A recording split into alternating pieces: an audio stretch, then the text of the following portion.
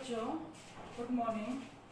बेटा सुनो, अपना जो कॉन्टिन्यूटी और डिफरेंशिएबिलिटी वाला टॉपिक था, 6 चैप्टर था, वो कंप्लीट हो गया। आज हम कर रहे हैं 7 चैप्टर से। कौन सा? 7। और बेटा ये वेरी वेरी वेरी इंपॉर्टेंट है। प्लस वन में भी हमने पढ़ा था लिमिट एंड डेरिवेटिव, उसमें तो बिल्कुल थोड़ा सा ही था। अब हम डिटेल के अंदर आपका डेरिवेटिव पढ़ेंगे। डेरिवेटिव कहें, डिफरेंशिएबल कहें, एक ही बात है। अब सुनो, एक वर्ड होता है आइलेट। आइलेट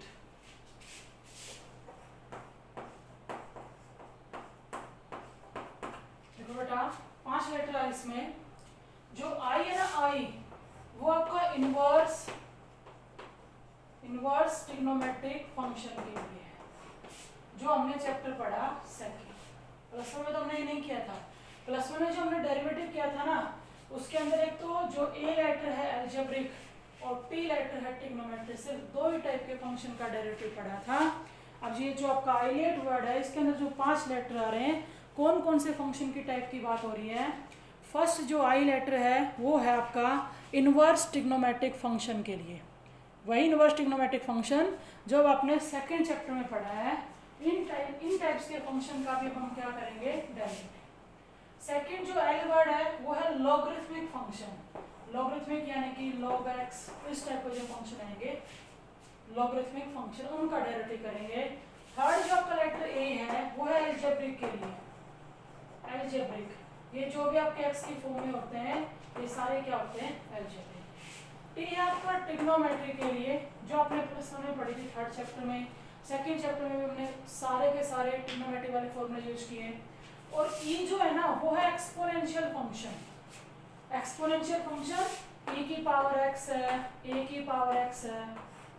इसमें क्या होता है कि आपका वेरिएबल तो चला जाता है पावर में एक्सपोनेंशियल फंक्शन में, और जो बेस होता है वो आपका क्या होता है? कांस्टेंट।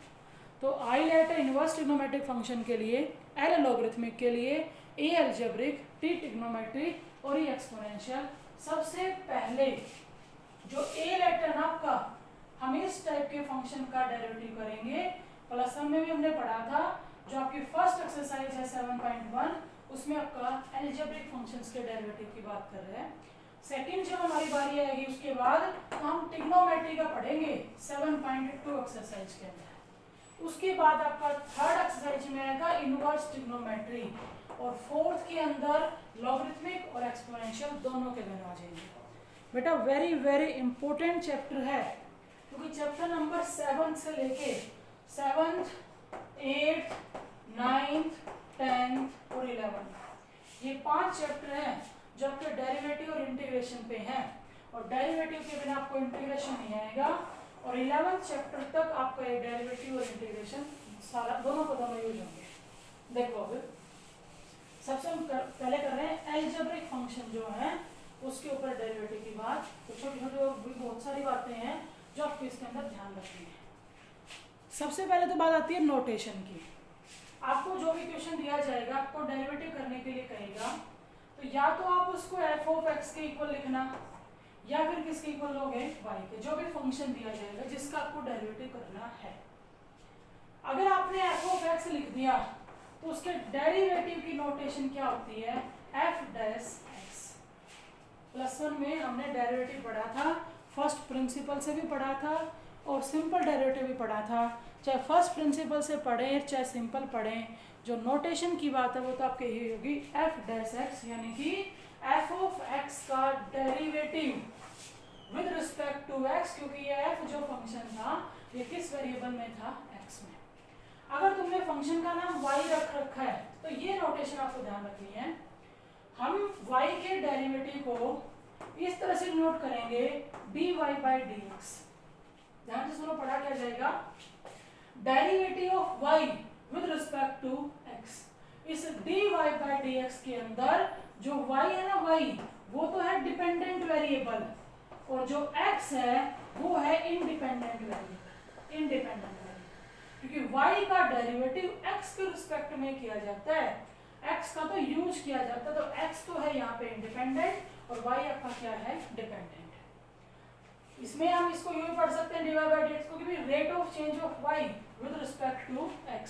इसमें जो डी बाई डी एक्स है ना वो होगा डिफरेंशियल कोफिशिएंट, ये डिफरेंशियल हुआ डिफरेंशिएशन से ही निकला है। दूसरी नोटेशन हम ये भी यूज कर लेते हैं, कई बार y के ऊपर डैश लगा देते हैं, तो इसका मतलब ये है कि हमने इस फंक्शन का डेरिवेटिव कर दिया।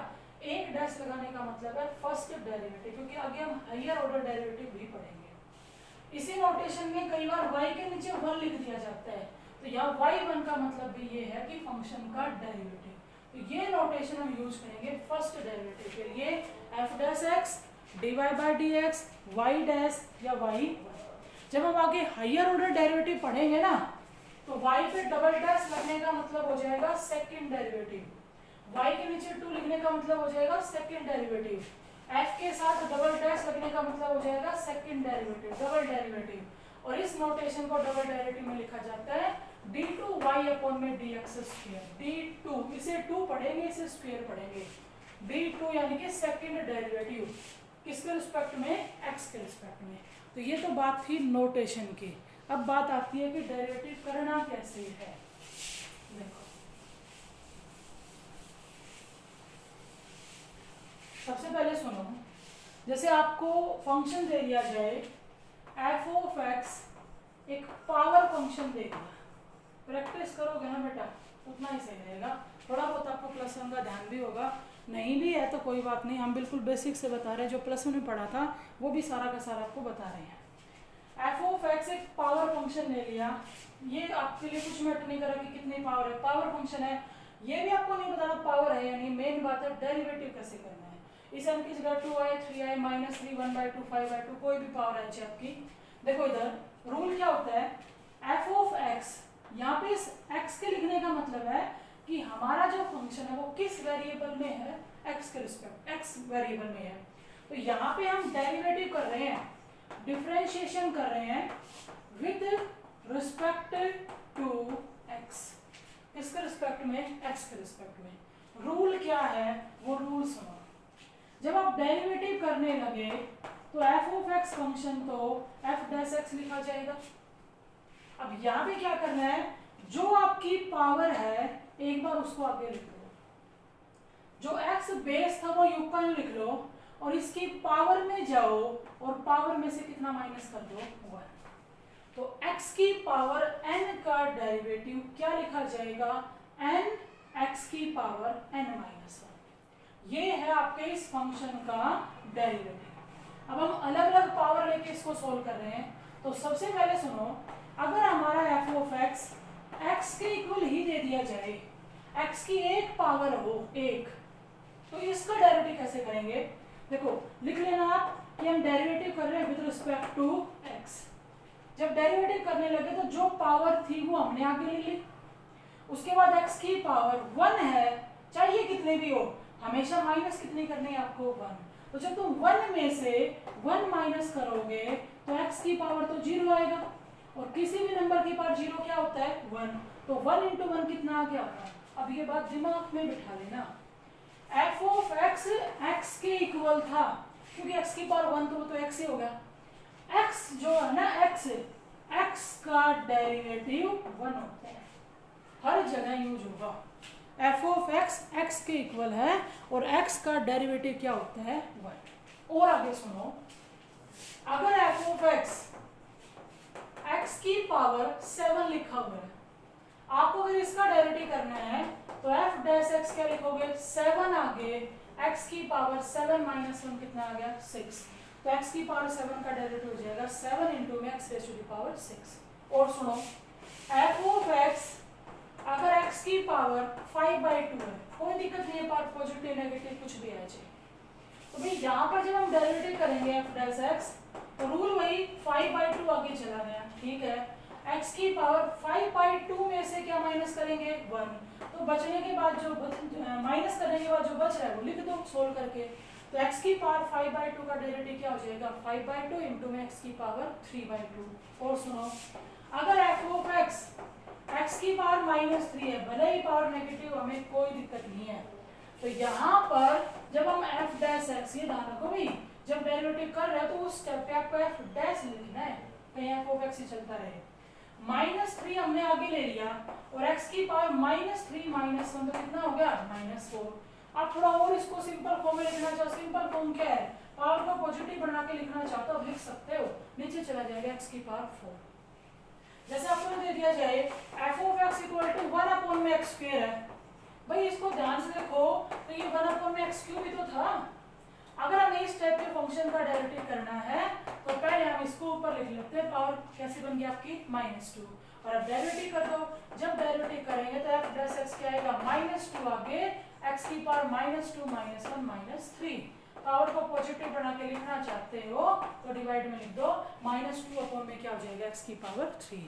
तो ये हो गया पावर फंक्शन। और भी देखो पावर फंक्शन के अंदर ही f ऑफ x जैसे आपका रूट x के इक्वल है, हम यूं कहें x की पावर 1/2, तो डेरिवेटिव क्या आएगा 1/2 आगे, और x की पावर 1/2 -1 तो माइनस का 1/2 बन गया। और इस -1/2 पावर को अगर प्लस का बनाना चाह रहे हो तो नीचे लिख दो, और पावर 1/2 कहें या इस तरह से रूट x लिखे तो एक ही बात है। अब आपको ये याद रखना है, हर बच्चे को याद हो कि रूट x का डेरिवेटिव 1/2 रूट x होता है। कैसे आया वो आपको बता दिया, लेकिन आपको सीधा याद रखना है। पीछे ये भी ध्यान रखो x का डेरिवेटिव क्या होता है, आपका x का डेरिवेटिव 1 होता है, x का 1 रूट x का 1/2 रूट x। और भी हैं जो आपको ध्यान रखना है, सुनो भाई ये भी आपको ध्यान रखना है। अगर आपका f ऑफ x 1/x है, जैसे अभी भी 1/x² का बताया, तो हम इसको क्या लिख लेंगे, x की पावर -1 लिख लेंगे। करो सिंपल सा ये f डैश x -1 आगे चला गया और x की पावर -1 -2, और इस पावर को पॉजिटिव बढ़ाने के लिए नीचे लिख दिया। कैसे आया वो आपको समझा दिया, लेकिन क्या आया हुआ आपको याद रखना है।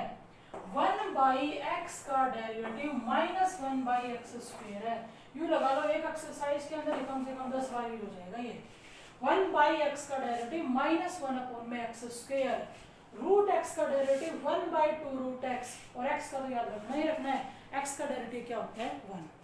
ये थे आपके पावर फंक्शन। और भी करवा रही हूं, सुनो। जैसे आपके पास है f of x is equal to 1 upon में x की पावर 1/3 है, कोई दिक्कत नहीं है, जैसे भी पावर है। पहले हमने इसको ऊपर लिया तो -1/3 हो गया। अब मेरे ख्याल में आप कर सकते हो तो f डैश x क्या आएगा, -1/3 आगे x की पावर, ध्यान रखो -1/3 -1, एलसीएम में तो कितना आया 3, तो -1 और -3 -4, तो ये हो जाएगा x की पावर -1/3 का डेरिवेटिव। ठीक है बेटा। अब सुनो, अगर f ऑफ x सिर्फ 5 लिखा हुआ है, जो आपको चीज याद रखनी है, सिर्फ 5 लिखा हुआ है, इस फंक्शन को कांस्टेंट फंक्शन कहते हैं। यहाँ 5 लिखा हो चाहे 7 लिखा हो चाहे -2 लिखा हो, इन्हें क्या कहते हैं, कांस्टेंट फंक्शन, क्योंकि यहाँ पे वेरिएबल नहीं है। जब हमें इसका डेरिवेटिव करना होगा तो भी 5 के इंटू में अगर मैं 1 लिख दूं तो भी ये 5 रहेगा, और 1 को मैंने x की पावर 0 कह दिया, ऐसे लिख सकते हैं। अब उससे पहले एक चीज और सुनो यहाँ पे, अगर f ऑफ x 2x लिखा हुआ है तो आपको जो डेरिवेटिव करना है वो कैसे करना है। जब भी कोई कांस्टेंट वेरिएबल की मल्टीप्लाई में है और आपको डेरिवेटिव करना है, तो डेरिवेटिव करते टाइम उस कांस्टेंट को तो एज इट इज रख लो और वेरिएबल का डेरिवेटिव कर दो। अब वेरिएबल कौन है, x, और x का डेरिवेटिव क्या होता है 1, और 2 × 1 कितना आया 2, यानी कि 2x का डेरिवेटिव कितना होगा 2 होगा। आपसे कोई यूं कहे कि f ऑफ x -x के इक्वल है और इसका डेरिवेटिव करना है, तो देखो भी अब -x में -1 तो कांस्टेंट है, कांस्टेंट तो पॉजिटिव हो सकता है नेगेटिव हो सकता है, जो भी है, तो -1 तो हमने बाहर ले लिया और आपका बचा क्या x, और x का डेरिवेटिव क्या हो जाएगा 1, यानी कि -x का डेरिवेटिव क्या आएगा -1।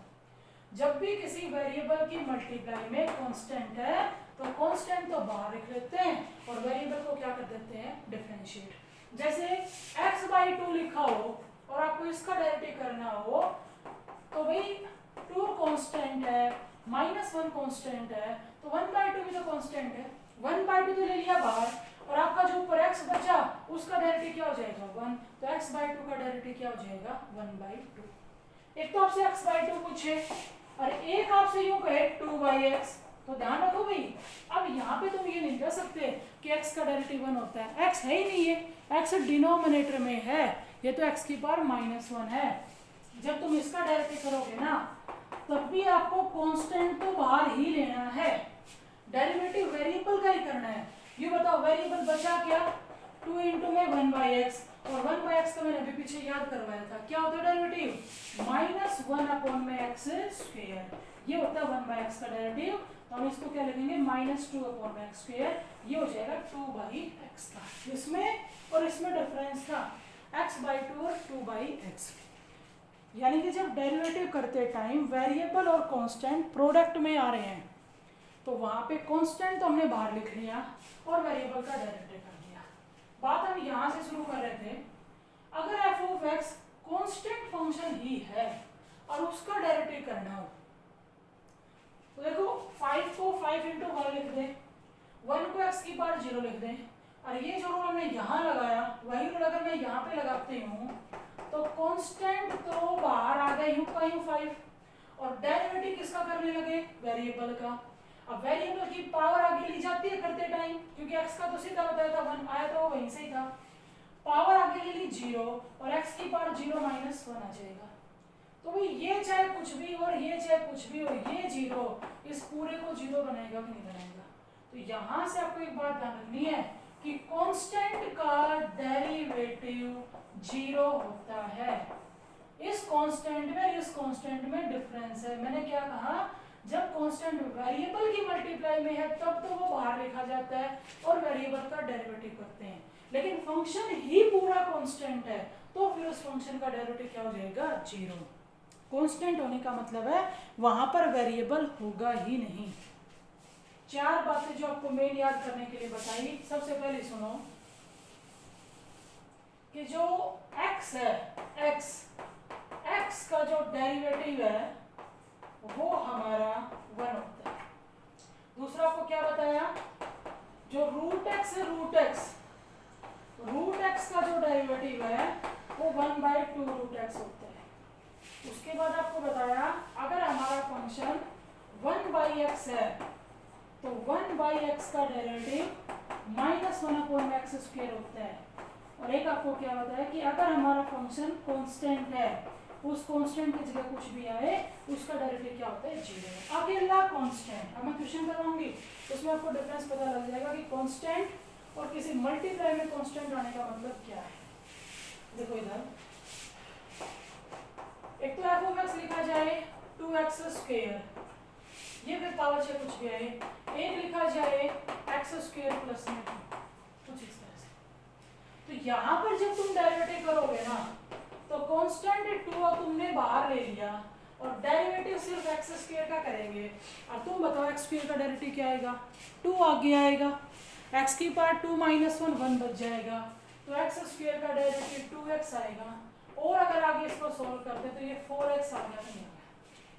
लेकिन जब हम इसका डेरिवेटिव करेंगे तो तुमने पहले x² का कर दिया 2x, प्लस था प्लस लगा दिया, जब इस 2 का करने लगे ना तो वो 0 हो जाएगा, क्योंकि अब फिलहाल इस 2 की मल्टीप्लाई में कोई भी वेरिएबल नहीं है, ये अकेला कांस्टेंट है, तो इसका डेरिवेटिव क्या हो जाएगा 0। तो ये डिफरेंस रखना आपको अकेले कांस्टेंट का या किसी वेरिएबल की मल्टीप्लाई में अगर कांस्टेंट आता है तो उसका कैसे करेंगे। अब इसमें ना हमने f फंक्शन को 2 टर्म के सम की फॉर्म में ले लिया। देखो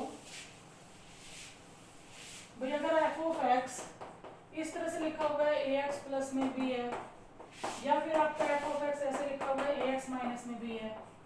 मेरे कहने का मतलब है f आपका जो फंक्शन है वो 2 टर्म के सम की फॉर्म में हो या 3 टर्म के सम की फॉर्म में हो या डिफरेंस की फॉर्म में हो, तो डेरिवेटिव करते टाइम क्या करना है, इन दोनों का अलग अलग डेरिवेटिव कर देंगे और बीच में आपका जो साइन है वो यू का चलता रहेगा। ax का डेरिवेटिव बताओ तुम मुझे, a b c d 1 2 3 4 k t ये सारे के सारे क्या होते हैं कांस्टेंट। एक तो होते हैं आर्बिट्ररी कांस्टेंट, एक होते हैं फिक्स कांस्टेंट। इन सब को हम यूज करते हैं स्केलर वर्ड के लिए अकेला। यानी कि चाहे कांस्टेंट आर्बिट्ररी और चाहे कैसा भी हो, इसकी मल्टीप्लाई में वेरिएबल है तो ये तो बाहर आ जाएगा और x का डेरिवेटिव क्या हो गया 1। प्लस में प्लस साइन दो टर्म का सम प्लस है तो प्लस, माइनस है तो माइनस।